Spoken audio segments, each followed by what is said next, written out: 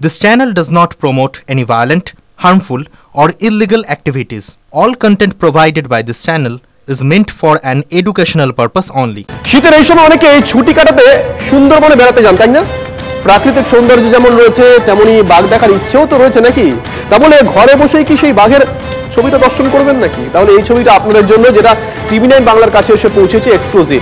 PCR ছবিটা দেখাচ্ছে, ছবিটা দেখুন, দেখতে দেখতে বলছি।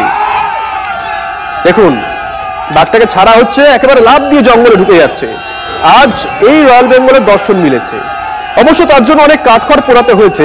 আজ মইপিঠের খাঁচাবন্দি বাঘটাকে ধুলিভাসানী জঙ্গলে ছাড়া হয়। সামনে যে জঙ্গলটা দেখছেন তার নাম ধুলিভাসানী। গতকাল রাতে খাঁচাবন্দি করা হয় এই রয়্যাল বেঙ্গল টাইগারকে।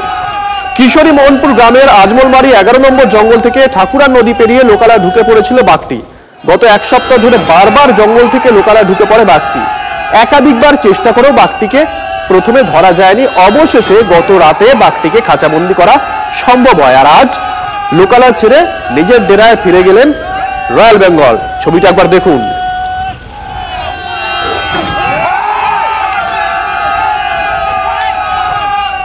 ঠিকই দেখলেন, কিউআর এর ফাঁদ রমরমিয়ে চলছে চারপাশে। যা টাটকা উদাহরণ পাওয়া গেছে মধ্যপ্রদেশে। সেখানকার ব্যবসায়ীদের মাথায় হাত পড়েছে। দেখুন। दुकान पे देखा कि क्यूआर पैसे ही नहीं आ रहे थे सुबह से। उन्होंने बताया कि एक ग्राहक ने बताया पहले ये नाम तो छोटू तिवारी करके किसी का आ रहा है। অনলাইন লেনদেনের জন্য দোকানে কিউআর কোড লাগিয়েছেন বিরিয়ানি ব্যবসায়ী আবেদ আলী। খদ্দেররা অনলাইনে টাকা মিটিয়েছেন, ক্রেতাদের ব্যাংক অ্যাকাউন্ট থেকে টাকাও কেটে নিয়েছেন, কিন্তু সেই টাকা দোকানদারের অ্যাকাউন্টে ঢোকেন। শুধু আবেদ আলী নন, একই সমস্যায় জর্জরিত মধ্যপ্রদেশের খাজুরাহের একাধিক ব্যবসায়ী। অথচ খোঁজ নিয়ে দেখা যায় ক্রেতা বা বিক্রেতা কারো ব্যাংক অ্যাকাউন্টেই কোনো সমস্যা নেই। তাহলে কেন অনলাইনে বিক্রেতার ব্যাংক অ্যাকাউন্টে টাকা ঢুকছে না? ভালো করে খোঁজ করতেই খাজুরাহের ব্যবসায়ী দোকানদারদের চক্ষু চড়ক কাজ। কারণ দোকানে রাখা কিউআর কোডই যে বদলে গিয়েছে, তাই ক্রেতা টাকা পাঠাচ্ছেন, সেই টাকা বিক্রেতার অ্যাকাউন্টে ঢুকছে না, টাকা ঢুকছে প্রতারকদের অ্যাকাউন্টে। আসলে মধ্যপ্রদেশের খাজুরাহে সাইবার প্রতারকদের নয়া চক্র সক্রিয় হয়েছে। সেই সংক্রান্ত একটি সিসি ক্যামেরার ফুটেজে দেখা যাচ্ছে সন্দেহভাজন এক ব্যক্তি রাতে দোকানের দেওয়ালে কিছু একটা করছে। পুলিশ সূত্রে খবর, এভাবেই রাতারাতি পাল্টে দেওয়া হচ্ছে কিউআর কোড। অনেক দোকানের দেওয়ালে কিউআর কোড লাগানো থাকে, সেই কিউআর কোডের ওপর নতুন কোড লাগিয়ে যাচ্ছে প্রতারকরা। ফলে টাকা পৌঁছে যাচ্ছে প্রতারকের অ্যাকাউন্টে। तो कई हमने देखा, ग्राहकों ने बताया क्या नाम आया, तो कोई किसी छोटू तिवारी का नाम इसमें आ रहा था। तो हमने देखा तो निकाले, पूरे क्यूआरों में फ्रॉड क्यूआर लगे थे। क्या नाम है आपका? मेरा नाम आबेद अली है। শুধু আবেদ আলীর বিরিয়ানির দোকানেই নয়, একইভাবে এলাকার ওষুধ থেকে মুদি দোকানে জালিয়াত চক্র রাতারাতি কিউআর কোড পাল্টে ফেলেছে বলে অভিযোগ। বাদ যায়নি পেট্রোল পাম্পও। ফলে ক্রেতারা তেল নিয়ে অনলাইনে টাকা দিয়েছেন, কিন্তু সেই টাকা পেট্রোল পাম্পের অ্যাকাউন্টে পৌঁছয়নি। ঘটনার তদন্ত শুরু করেছে পুলিশ। বিশেষজ্ঞরা তাই বলছেন, কিউআর কোড ব্যবহারে ক্রেতা বিক্রেতাকে সতর্ক হতে হবে। স্ক্যান করলে অ্যাকাউন্ট হোল্ডারের নাম ওঠে, সেই নাম যাচাই করে তবেই পেমেন্ট করা উচিত। টাকা ঢুকেছে কিনা সেটাও তখনই দেখা উচিত বিক্রেতার। সাবধান হওয়া ছাড়া উপায় নেই, কারণ প্রতি মুহূর্তেই জালিয়াতি নয়া পন্থা বের করছে প্রতারকরা। Bureau report, TV nine Bangla.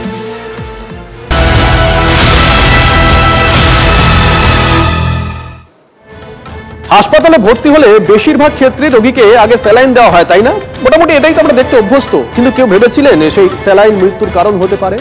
Medinipur মেডিকেলের ঘটনা চোখে আঙুল দিয়ে দেখিয়ে দিয়েছে রাজ্যের স্বাস্থ্য ব্যবস্থা ঠিক এই মুহূর্তে কোথায় দাঁড়িয়ে আছে। এক প্রসূতির মৃত্যুতেই বিতর্ক শেষ হয়নি, আরো অনিয়মের অভিযোগ উঠছে এই স্যালাইন নিয়েই। দেখুন। কোথাও স্যালাইন সংকট, কোথাও দিব্যি চলছে নিষিদ্ধ স্যালাইন। বাংলার হাসপাতালে বিবিধ রতন, ভয়ে কাটা রোগীর পরিজন। সোমবার সবচেয়ে বড় অভিযোগ উঠেছে রায়গঞ্জ মেডিকেলে। স্যালাইন সংকটের ঠেলায় রোগীর মৃত্যুর অভিযোগ। 51 বছরের হিরণময় মহন্তকে রবিবার রাতে ভর্তি করা হয়েছিল, মূলত শ্বাসকষ্টের সমস্যা। বাঁচানো যায়নি, স্যালাইন চালানো হয়নি বলে এমএসবিটির কাছে লিখিত অভিযোগ পরিবারের। সকালে পরের থেকে ডাক্তার নাই তো নাই, নাই, অনেক লেটে ডাক্তার আসছে, কোনো স্যালাইন দেওয়া হয়নি। কি মনে হয় স্যালাইন দিলে কি বাঁচতো? মনে হয়, আমরা তো তাই ভাবছি। আমার মনে হয় স্যালাইন দিলেই বাঁচতো। এই একটি নয়, স্যালাইন না দেওয়ার আরো অভিযোগ রায়গঞ্জ মেডিকেলে। স্যালাইন নাই কালকে থেকে, কোনো পেশেন্টের স্যালাইন নাই, আমাদের পেশেন্টের স্যালাইন নাই, ওই ওয়ার্ডে কোনো পেশেন্টেরই স্যালাইন নাই, মানে হসপিটালেই স্যালাইন নাই। এটা গেল একটা দিক। বাঁকুড়ার হাসপাতালে আরো ভয়ের চিত্র। পশ্চিমবঙ্গ ফার্মাসিউটিক্যালের নিষিদ্ধ স্যালাইনও দিব্যি চলছে বাঁকুড়া 1 নম্বর ব্লকের আচুরি ব্লক প্রাথমিক স্বাস্থ্য কেন্দ্রে। রোগী ও রোগীর পরিজনরা জানেনই না কোন স্যালাইন যাচ্ছে শরীরে। এই যে ওয়ার্ড, সেই ওয়ার্ডে যে স্যালাইন চলছে সেই স্যালাইন কিন্তু পশ্চিমবঙ্গ ফার্মাসিউটিক্যালসের স্যালাইন, এবং দেখাই যাচ্ছে যে পশ্চিমবঙ্গ ফার্মাসিউটিক্যালসের যে এমএস ধরনের স্যালাইন, সেই স্যালাইন কিন্তু রোগীর শরীরে যাচ্ছে। এবং কি স্যালাইন চলেছে জানেন? আমি জানি না, আমি মূর্খ মানুষ, আমি লেখাপড়ি লয়, আপনাকে তো বলছি। এবং এখানে দেখাই যাচ্ছে যে পশ্চিমবঙ্গ ফার্মাসিউটিক্যালসের বেশ কিছু এমএস ধরনের স্যালাইন তা কিন্তু মজুত করে রাখা হয়েছে। স্যালাইন এখানে রাখা আছে, তো পশ্চিমবঙ্গ ফার্মাসিউটিক্যালস। হ্যাঁ হ্যাঁ, এটাই চলছে, এই স্যালাইনই চলছে। হ্যাঁ, এটা এনএসটা চলছে, এটা কিন্তু আরএল চলেনি। এনএসটা এখন দেখতে হবে ওটা কি ওই ব্যাচের বা ওই ক্যাটালগের আছে কিনা বা ওই কোম্পানির কিনা, সেটা দেখতে হবে। যদি ওই কোম্পানির না হয় তাহলে তো ব্যবহার করতে পারে, অন্য কোম্পানি তো ব্যবহার নিষেধাজ্ঞা কিছু নেই। না, এই কোম্পানিরই পশ্চিমবঙ্গ। হ্যাঁ, এই কোম্পানির হলে অবশ্যই আমরা সেটা বলবো যে এটা বন্ধ করে দেওয়ার কথাই।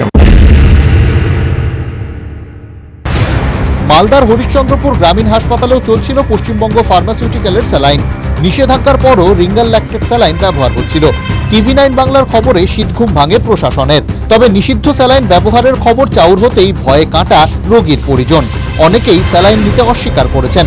হাসপাতাল ছেড়েও চলে গিয়েছেন বহু রোগী।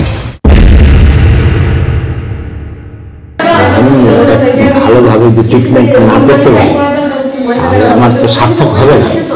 হচ্ছে অনেকেরই তো স্যালাইন দিলে ভয় দেবে না, কি হবে না হবে জানি না। ঠিক এসে স্যালাইন চালাচ্ছে, ওটা তো ভয় লাগবে। এখন জিজ্ঞাসা করছি তো না, বলে ঠিকই আছে, ভালো স্যালাইন চালাচ্ছে। কাকে জিজ্ঞেস করেছিলেন? ডাক্তারকে জিজ্ঞাসা করলাম, বললো না ভালো স্যালাইন চালাচ্ছে। এটা বন্ধ করতে হবে। স্যালাইনেও ভয়, কেউ ভেবেছিল এমনও একদিন দেখতে হবে। কেস এফআইআর হওয়া উচিত স্বাস্থ্যমন্ত্রী মমতা ব্যানার্জি এবং সচিব নারায়ণ স্বরূপ নিগমের উপরে এফআইআর হওয়া উচিত, এবং এই কেস এনফোর্সমেন্ট ডাইরেক্টরেট ইডিকে অবিলম্বে নিয়ে নেওয়া উচিত। চোখের জলে মমতা ব্যানার্জি এবং তার দল ধ্বংস হবে। কার নির্দেশে কারা কাটমানি খেয়ে এই বেআইনি ওষুধকে অ্যাপ্রুভাল দিয়েছিল, কারা কাটমানি খেয়ে এই স্যালাইনকে মানুষের শরীরে ঢোকার ছাড়পত্র দিয়েছিল, এবং এমনকি এই ঘটনা মেদিনীপুরের এই ঘটনা ঘটার পরে সরকার ওটাকে লিস্ট থেকে সরানোর পরেও কেন SSKM কি বিভিন্ন সরকারি হাসপাতালে ওষুধগুলোকে ব্যবহার করা হচ্ছে, কত হাজার কোটি টাকা কাটমানির গল্প আছে, এগুলো তো সামনে আসা দরকার। জীবন নিয়ে ছিনিমিনি, স্বাস্থ্য দফতর কি দায় অস্বীকার করতে পারে? Bureau report, TV9 Bangla. আর আজকের বড় খবর, স্যালাইন কাণ্ড নিয়ে সিআইডি তদন্তের নির্দেশ রাজ্যের তরফে, জানিয়েছেন মুখ্য সচিব। নিঃসন্দেহে বড় খবর, আজ নবান্নে উচ্চ পর্যায়ের বৈঠকে স্বাস্থ্য সচিবকে তিরস্কার করা হয় বলে খবর। প্রসূতি মৃত্যুতে স্বাস্থ্য সচিবের ভূমিকায় অখুশি মুখ্যমন্ত্রী, গুরুতর গাফিলতি হয়েছে মেনেছেন মুখ্য সচিব। বৈঠকের পর আর কি বলেছেন তিনি, শুনুন। ক্লিয়ার ডাইরেকশনস দেওয়া হয়েছে কি সাচ নেগলিজেন্স বা অ্যাডমিনিস্ট্রেটিভ ও প্রসিজারাল ল্যাপসেস কোনোভাবেই টলারেট করা যাবে না, এবং ডিটেল ইনভেস্টিগেশন আসার রিপোর্ট আসার পরে যারা রেসপন্সিবল আছেন, যারা গিলটি আছেন, ওদের বিরুদ্ধে স্ট্রিক্ট অ্যাকশন নেওয়া হবে। তাছাড়া আমরা সিআইডিকেও ডাইরেকশনস দিয়েছি যাতে এ ব্যাপারে একটা ডিটেল ইনভেস্টিগেশন সিআইডির মাধ্যমেও করা হয়। যেহেতু যদি কোনো নেগলিজেন্স ওদের ইনভেস্টিগেশনও আসে, আমাদের পুরো যে তদন্তের রিপোর্ট আছে এটাকে সাহায্য করবে এবং আমরা ঠিক অ্যাকশনসগুলো নিতে পারবো। দেশের তথ্য প্রযুক্তির মানচিত্রে টেক হাব বলা হয় বেঙ্গালুরুকে, কিন্তু কর্ণাটকের সেই শহরকে গত বছর টেক্কা দিয়েছে আমাদের কলকাতা। অবাক হলেও এটাই সত্যি।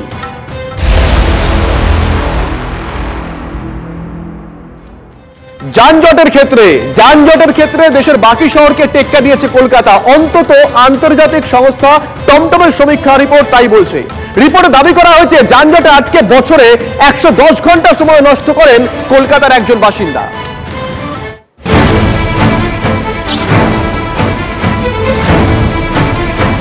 ঘড়ি ধরে সময় হাতে নিয়ে বাড়ি থেকে বেরোলেন, কিন্তু মাঝপথেই থমকে গেল গাড়ির চাকা। অফিস পৌঁছতে গলদঘর্ম অবস্থা, বাড়ি ফেরার সময়ও এক বিদুর অবস্থা। বড়বাজার হোক বা শিয়ালদা বা চিংড়িঘাটা ক্রসিং, রাস্তায় বেরোলে ট্রাফিকের ঝক্কি, জ্যামের ঝঞ্ঝাট পোহাতেই হয়। তীব্র যানজটে বন্দী দেশের একের পর এক শহর, আর সেই তালিকায় টমটম নামে এক আন্তর্জাতিক সংস্থা সম্প্রতি তাদের রিপোর্ট প্রকাশ করেছে। সেই রিপোর্ট বলছে ভারতের সবথেকে বেশি যানজটের শহর কলকাতা, দ্বিতীয় স্থানে রয়েছে কর্ণাটকের টেক শহর বেঙ্গালুরু। সংস্থার 2024 সালের সমীক্ষা রিপোর্ট অনুযায়ী বিশ্বের তালিকায় যানজটের নিরিখে শীর্ষে কলম্বিয়া শহর বারেনকুইলা, সেই তালিকায় দ্বিতীয় স্থানে রয়েছে তিলোত্তমা কলকাতা।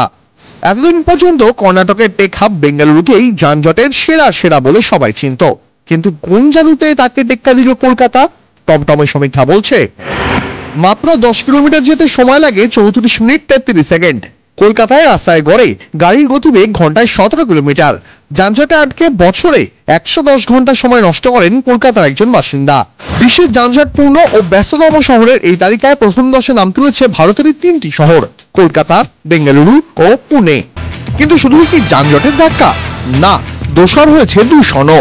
ধুলো বালিতে ঢেকেছে শহরের একাধিক জায়গা, ফলত দুর্ভোগের সঙ্গে সঙ্গী অস্বস্তিও।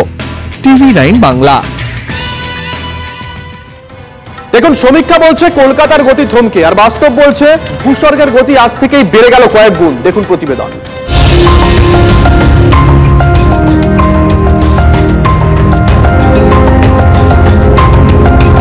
দূর হলো পথের কাঁটা, মোদির হাত ধরে ভূস্বর্গের মানুষের স্বপ্ন সফল।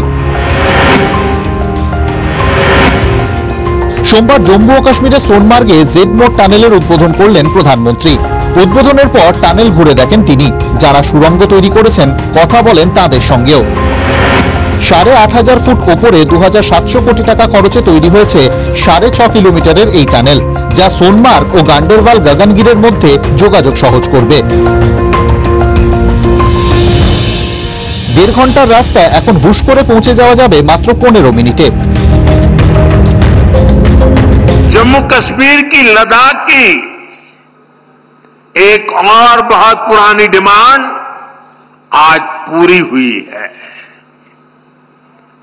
और आप पक्का मानिए ये मोदी है, वादा करता है तो निभाता है।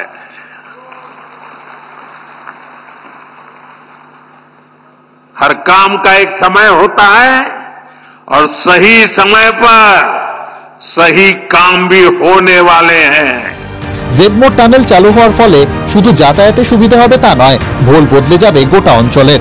বদলে যাবে আর্থসামাজিক পরিকাঠামো, পর্যটনে জোয়ার আসবে, তাতে ব্যবসা ও রোজগার বাড়বে। একই সঙ্গে ঘুম ছুটবে চীন পাকিস্তানের। লাদাখ অঞ্চলের নিরাপত্তা নিশ্চিত হবে জেড মোড টানেলে। ভরা শীতে সহজে এলওসিতে যাওয়ার সুবিধা পাবে সেনা। লাদাখের একাধিক সেনাঘাঁটিতে প্রতিরক্ষা সামগ্রী সহ সেনাদের জন্য খাবার ও ওষুধপত্র পৌঁছানো সহজ হয়ে যাবে। সেই সুবিধা আটকাতেই বারবার এই টানেলকে নিশানা করেছিল জঙ্গিরা। জঙ্গি হানায় নিহত এক ডাক্তার ও টানেল প্রকল্পের 6 শ্রমিক। প্রকল্পের মেকানিক্যাল ও সেফটি ম্যানেজারকে হত্যা করা হয়। জঙ্গি হানায় নিহত হয় প্রকল্পের এক ডিজাইনারও। উন্নয়নের জোয়ারে কি কুনজর পড়েছে জঙ্গিদের? শুধু জেড মোড নয়, 2028 সালে জজিলা সুড়ঙ্গ তৈরি হয়ে যাওয়ার কথা। তার ফলে কাশ্মীর ও লাদাখের মধ্যে দূরত্ব অনেকটা কমে যাবে। এখন সেই মাইল ফলকের অপেক্ষায় ভূস্বর্গবাসী। Bureau report, TV9 Bangla.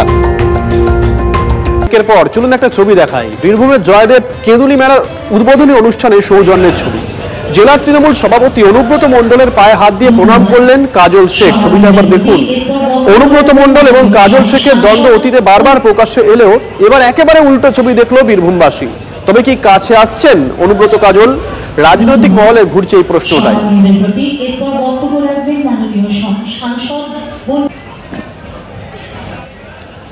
আজকে এই ছবি ধরা পড়েছে বীরভূমের জয়দেব কেন্দুলি মেলার উদ্বোধনী অনুষ্ঠানে। কাজল শেখ বীরভূমের জেলা সভাধিপতি, তিনি অনুব্রত মণ্ডলের পায়ে হাত দিয়ে প্রণাম করছেন। অথচ অতীতে এই অনুব্রত কাজল দ্বন্দ্বের কথা বারবার বীরভূম রাজনীতির ময়দানে আলোড়ন তৈরি করেছে।